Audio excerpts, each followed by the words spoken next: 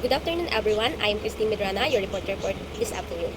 So, today I will be introducing one of the most famous story collections in the world literature, the Arabian Nights, also known as 1001 Nights. So, 1001 Nights came from original Arabic title of Layla wa Layla, which literally means 1001 nights. So, did you know that the number of 1001 is actually symbolic? It's because in ancient Arabic culture, 1000 symbolized a large complete number, and adding one more night suggested that the stories are endless or imagination never runs out. So, 1001 nights is not just one story. It's actually a collection of 100 stories, all connected through one main story. So the tale of Queen Scheherazade, who tells stories every night to save her life. So the stories came from many cultures because it didn't came from Arabia alone. They came from Persia, Indian, Egyptian, and Arabic sources. Over time, storytellers added more stories from different cultures, making the collection a mix of traditions and wisdom from across the ancient world. Storytelling is the central theme in 1001 Nights because the whole collection celebrates the power of storytelling, showing how stories can teach, heal, and even save lives. Because Scheherazade uses her stories to transform a cruel king into a compassionate ruler. So it also blends in different genres. Inside the Arabian Nights, you will find types of stories like romance, adventure, mystery, fantasy, fables, and moral tales. They are all connected in one great collection. And it was written over centuries. The oldest stories may date back around the 8th century during the Abbasid Caliphate in Baghdad. But new stories were added until the 15th century. So it grew slowly, generation by generation, but it is still popular today. So the tales have inspired books, movies, plays, and TV shows such as Disney's Aladdin and various modern retellings that keep the spirit of Scheherazade alive. So, did you know that 1001 Night is also a frame story? It is just like Canterbury Tales, yes, because it is a story within the story. So, those ancient tales from the Middle East that combine adventure, love, magic, and wisdom are connected through the main character, which is the story of King Shayar and Queen Scheherazade. So now, let's begin with the frame story, or the story that connects all the other, the story of King Shayar and Queen Scheherazade.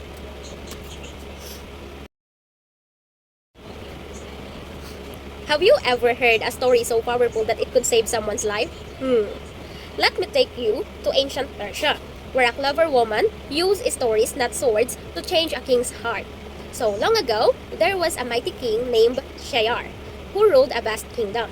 He was powerful, wise, but later heartbroken.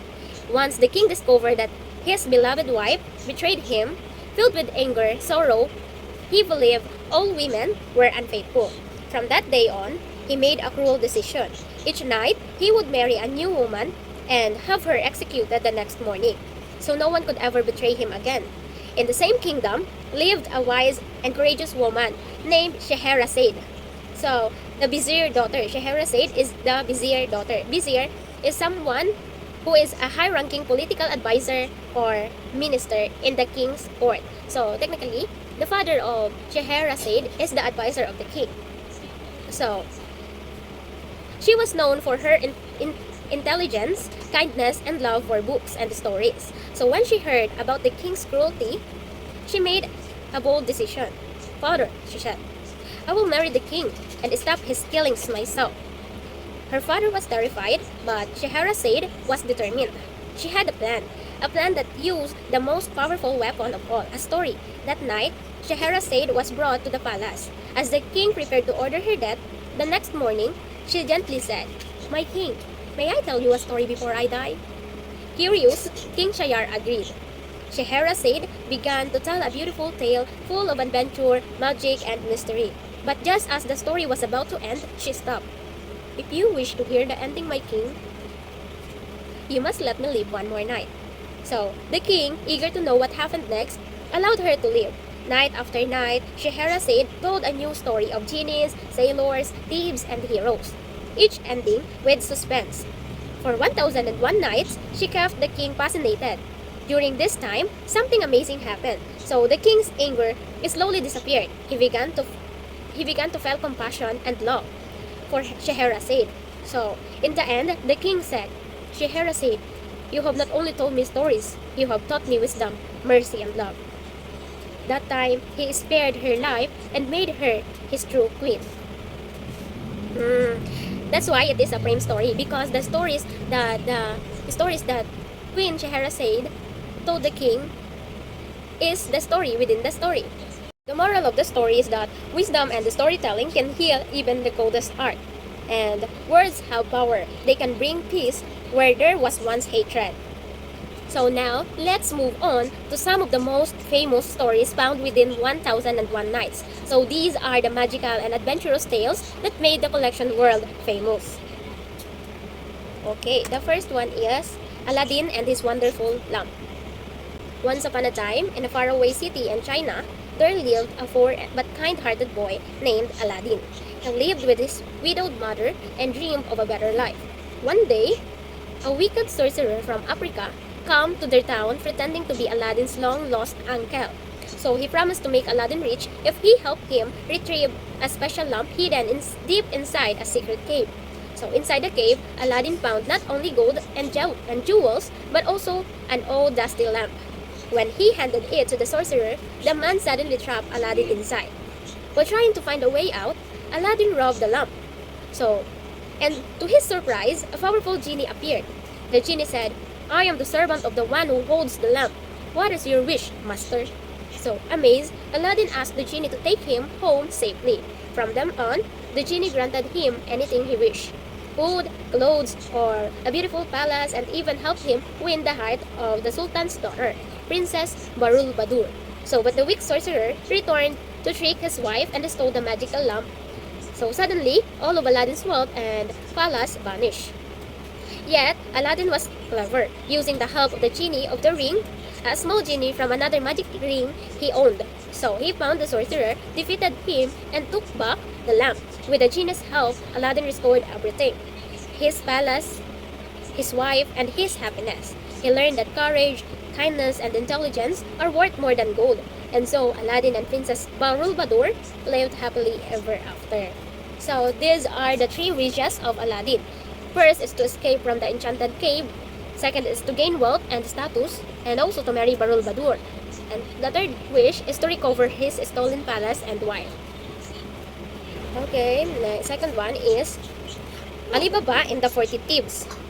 So, once upon a time, in a small town of Persia, there lived two brothers, Qasim and Alibaba. So Qasim was rich and greedy, while Alibaba was poor but kind. One day, while Alibaba was gathering firewood in the forest, he saw a group of 40 thieves on horseback. So he quickly hid behind a tree and watched them stop in front of a huge rock. The leader of the thieves raised his hands and said the magic words, "Open, Sesame." Suddenly, the rock opened like a door, so revealing a secret cave full of gold, jewels, and treasure. After the thieves left, Alibaba repeated the words, "Open, Sesame," and went inside. He took a few bags of gold to help his family and he left quietly. But later, his greedy brother Qasim found out about the cave. He went there himself but forgot the magic words to get out. When the thieves returned, they caught him and killed him. The thieves, they discovered someone else knew their secret and they planned to find and kill Alibaba. But Alibaba had a clever and loyal servant named Morjana. She was very brave and smart. When the thieves hid inside oil jars near Alibaba's house, Morjana overheard their plan. She poured boiling oil into the jars, defeating all the thieves. Later, the leader of the thieves disguised himself as a merchant to kill Alibaba. But once again, Morjana saw through his trick and stabbed him before he could attack. Alibaba was so thankful that he set Morjana free and treated her like family. He lived the rest of his life peacefully, always remembering that greed brings destruction and honesty brings happiness. So, the two magic words are "Open Sesame" to open the cave and "Close Sesame" to close the cave. And also, Morjana married Alibaba's son. Okay. By the way, this is the book of Alibaba and the 40 Thieves. So the third tale is the seven voyages of Sinbad the Sailor. So one day, a poor porter, um, when we say porter, it is baggage carrier. Baggage carrier, yeah. So named Sinbad is resting outside a rich man's mansion. So he complains about how unfair life is, that some people are rich while others work hard but stay poor. The owner of the mansion, Sinbad the Sailor, overhears him and invites him inside. Sinbad then says, I was not always rich. I earned my fortune through 7 voyages, filled with a lesson about trials and miracles. Then begin to tell his 7 voyages. So the first voyages is the Whale Island. So Sinbad sailed to find fortune, but his ship landed on what he thought was an island. It was actually a giant whale. The whale dived and he barely survived. He is rescued and returned with riches. And his second voyage is the giant rock. Rock is the name of the giant bird. So he is stranded on another island and meets the rock, a giant bird.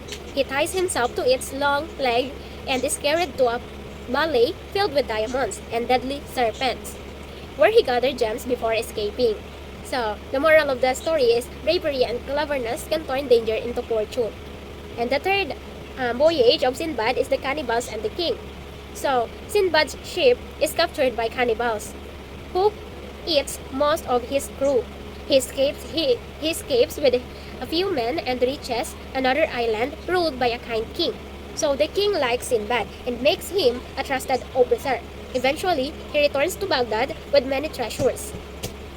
And the moral is that good character earns respect even in a strange land. And his fourth voyage is the Old Man of the Sea. Sinbad travels again and meets an old man who pretends to be weak and asks Sinbad to carry him across a stream. But once on Sinbad's shoulder, the old man refused to get off and controls Sinbad like a slave, using his legs to choke him. Until Sinbad finally tricks him into drinking wine and kills him when the old man falls asleep. So after that, Sinbad discovers an island full of precious fruits and treasures and goes home rich again. And the fifth voyage, the giant and the snake. So Sinbad is again shipwrecked, which is a destruction of a ship or breaking up. It is called shipwreck. So on an island inhabited by a man-eating giant who devours his shipmates. So Sinbad blinds the giant using heated iron rods. So he escapes but later faces a huge snake that swallows people whole. So he hides in a cave and eventually gets rescued by passing merchant. How lucky is he? So the sixth voyage is the Sea of Diamonds. So Sinbad sails to a place known as the Sea of Diamonds, but his ship sinks. He is rescued by a merchant who trades jewels and finds him valuable. So he earns diamonds and goods through trade and cleverness. The moral lessons of it is that patience and intelligence brings prosperity even after disaster. So his last voyage, Sinbad's ship is attacked by pirates. So he becomes a slave to the king of Serendip, or what we call now the country of Sri Lanka. So who eventually favors him for his honesty and intelligence. So Sinbad is finally freed and returns to Baghdad for good, swearing never to sail again. So he shares his wealth with the fourth porter, Sinbad, who learns that fortune favors those who take risks with courage and wisdom. So the lesson is that true contentment comes not from endless adventures, but from peace and gratitude. So the next story is the fisherman and the genie. The fisherman and the genie. So once upon a time, there was a poor old fisherman who could cast his net only 4 times a day. Why only 4 times a day? It's because in Arabian tales, number often have meaning. So the number 4 symbolizes the limits of human effort. After doing your best 4 tries, you must trust destiny or divine will to do the rest. He believed if he tries more than 4 times, it would bring bad luck or no blessings. One morning, he threw his net into the sea for the first time. But when he pulled it up, it was full of mud and garbage. The second time, he caught only seaweed. And the third time, broken shells and stones. Disappointed but still hopeful, he cast his net for the fourth time and last time. So this time, he pulled up a heavy brass jar, tightly sealed with a lid cup stamped with the seal of King Solomon. Furious, the fisherman opened the jar.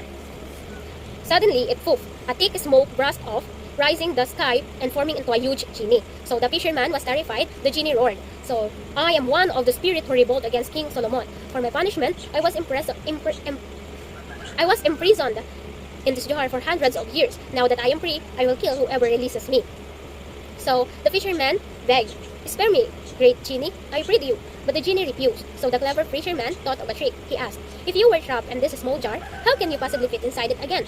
The genie, proud and foolish, laughed and said, "Watch me." He turned into smoke and entered the jar to show off. Quickly, the fisherman sealed the jar again and shouted, "Now, you shall stay there forever."